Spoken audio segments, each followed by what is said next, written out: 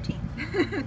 It's May 13th, 2019, and I'm in Zone 8B, South Georgia, and I've been collecting a lot of video footage and pictures and things for my blog, and I want to make videos for YouTube in conjunction with said blog, but it's been taking me a while to get the courage to just put it out there.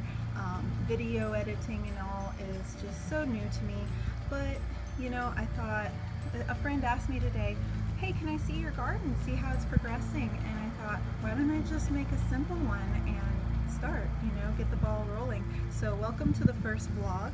Alright, so I'm going to show you what I've got going over here. Peas. And my line of thought with this, it's a big deep container, and peas like mild warm weather, but when it gets to be the really hot temperatures, they probably won't do too well, and I'm going to plant something else. And so this year I want to really work my succession planting more so to get the most out of my small space and maximize it. And so in this spot over here I had a green onion, and I pulled that out because it's not a good companion, but according to a book that I read, cucumbers are a great companion, and as it happens we're growing cucumbers in our little school spot, and so I'm going to put that in that spot there very soon. Here we have Sophia's favorite carrots, and you can see that they are bunching up right here, so I'm going to take some scissors and trim a lot of them out, and so there should be some nice spacing between them so that root can expand. And so, and again, I had spaced them all throughout this container, but I've got a big gap here, and this is going to be a tomato plant that I'm going to place in here. I have seedlings started in the window as well, so I'm excited about that. And again, with companion planting, carrots love tomatoes, so there's that. Here's my mint planter, and this happens every year. It's getting leggy, okay, lots of twigs and stuff down here, leaves up at the top. I'm going to cut it all brutally, and in a very short time it'll re-bush out. It does it all the time. Here I have summer squash, and I've isolated it because it's going to need lots of room as it gets bigger. We've got oregano and thyme and bugs. Here I have marigold that got a lot bigger than I expected. I don't even remember this being in here when earlier this year, but it came up nicely, and I had a big potato vine. This morning I pulled the potato vine and I took 2 of the small potatoes, put them back in. Gonna see if they regrow and I can get more potatoes out of it. 1 potato produced for me 15 potatoes in a few months' time, so it's something. Here I have nasturtium. That's a edible flower, and it's really pretty. I have 3 serrano plants in pots. I have Tokyo. This one was a volunteer plant that popped up on the other side of my garden, and I have the little seedlings here that are small, so I was planning on putting these in here, and then I saw I had one growing like a weed on top of rocks, so I put it in here to see how it would do, and after a few days it's perking up.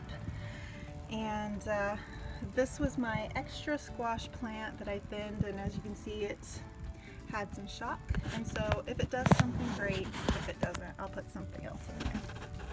Okay, maybe citronella. This was a little tiny plant in a pot that I put there 2 years ago, and it exploded, which I love having this right on the edge of my porch because it's supposed to be repellent to mosquitoes. I don't know how well it's working, but it's pretty. Okay, here I have a zucchini plant, and that green onion I said that was growing there, it had overwintered, so it was an unplanned one, but I moved it here and it's grown like 6 inches since I put it there a few days ago. But it is a good companion to the zucchini from what I read. And I have lots of volunteers in here, some marigolds from where I had flowers before the seeds blew everywhere. and they're just coming up everywhere, and so I'll thin as I can. I have here some watermelon seedlings, and I'll have to thin it to one plant as well. And interestingly enough, I discovered this morning this little plant, which I'm thinking is eggplant. So I'm gonna leave that alone for a little bit. Of course, I gotta make space in here so this can grow, but I wanna see what that does. So I have a lot of funny volunteers. Look at this. There's a tomato plant growing on my rocks. There's some more, and a few weeds that I need to pull. Garden bean. It's garden bean. Black beans. These came from a bag in my pantry, and they're growing. Okay. Lettuce that overwintered, and I'll probably be pulling soon. Some flowers, and they're not so much the summer variety. They might do okay, but you know, they're more of a cool weather flower out here. Serrano peppers. Let me see, got one right there, and some little blooms. I've already pruned this plant, both of these Serrano peppers, but they just, you know, they're starting to regrow and bush a tiny bit, so that's good. And I've had some attacks on them, you know, and I found the hornworms that were doing that, which is not surprising. We get a lot of those over here. These carrots are growing faster than the ones on the other side because they get so much more sun, so that's pretty cool. And my daughter just loves growing these. She plants them herself. And this bed I haven't done anything with, except I've got the lettuce that overwintered. And yeah, I'm thinking my primary desire for this bed is okra, because this is my sunniest spot, and okra loves heat. Like when everything else is starting to not produce anymore, the okra just keeps doing fantastic through the really hot, humid heat.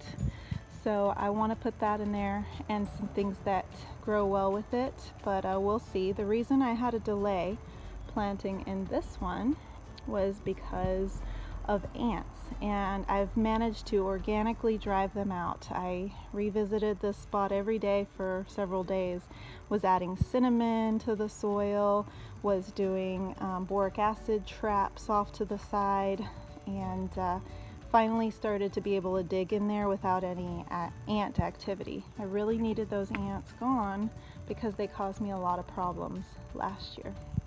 And volunteer marigolds, they're springing up everywhere. So this is an area I had intended to make weedless by using weed fabric and lots of rocks, and it worked for a long time, but you know, some weeds pop up.